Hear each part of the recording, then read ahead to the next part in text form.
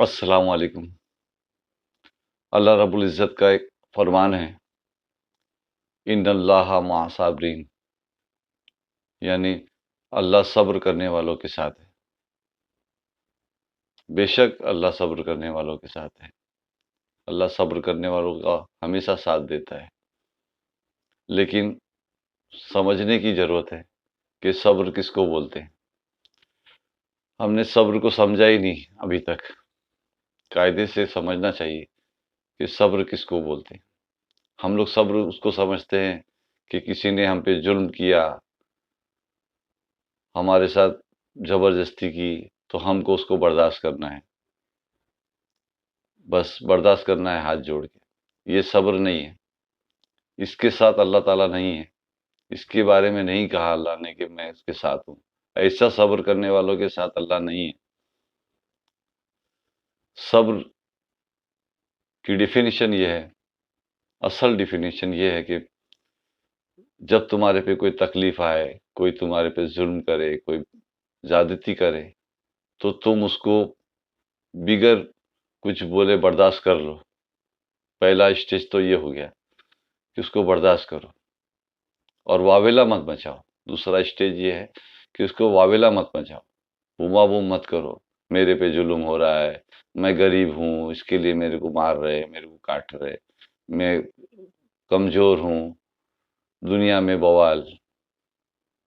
ये सब्र नहीं, सब्र के खिलाफ हो जाएगा।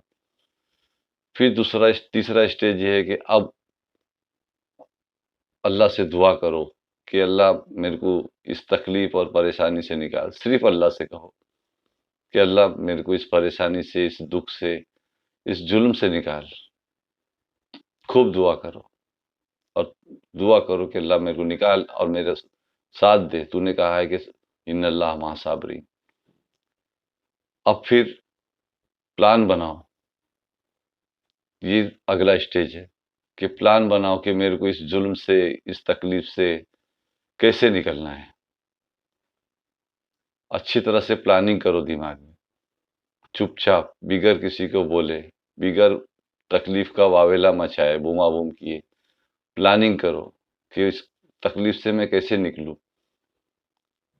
फिर अगला स्टेज है कि उस पे अमल करो, उस प्लानिंग पे अमल करो और भरपूर कोशिश करो उससे निकलने की। अब यहाँ आया अल्लाह का साथ, यहाँ आया इन्नल्लाह मअस साबिरीन। सब्र करने वालों के साथ अल्लाह है। उसकी प्लानिंग में, उसकी हरकत में और अल्लाह बरकत देगा और उसको कामयाब करेगा। ये मत सोचो मेरे पास कोई सोर्स नहीं है, मैं तो पहले ही कमज़ोर हूँ, जभी तो जुल्म हो रहा है, मैं तो लाचार हूँ, मैं कुछ नहीं कर सकता। ये मत सोचो। अब खाली ये सोचो कि मेरे को करना है और मेरे साथ अल्लाह है। अल्लाह रब्बुल इज़्ज़त जिसका साथ दे दे, वो कैसे पीछे हो सकता है? वो कैसे हार सकता है? वो कैसे नाकामयाब हो सकता है? बहुत बड़ी बात है कि अल्लाह उसके साथ है। बस ये दिमाग में रखो कि अल्लाह मेरे साथ है और प्लानिंग पे पूरा अमल करो।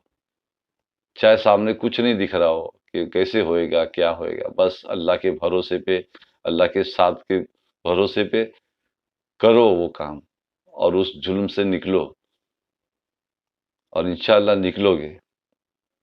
अब अगला स्टेज आता है कि जब अल्लाह ताला तुमको कामयाब कर दे, तुम उस जालिम से बढ़ जाओ, बड़े बन जाओ और तुम बदला लेने की पोजीशन में आ जाओ, अब उसको माफ़ कर दो।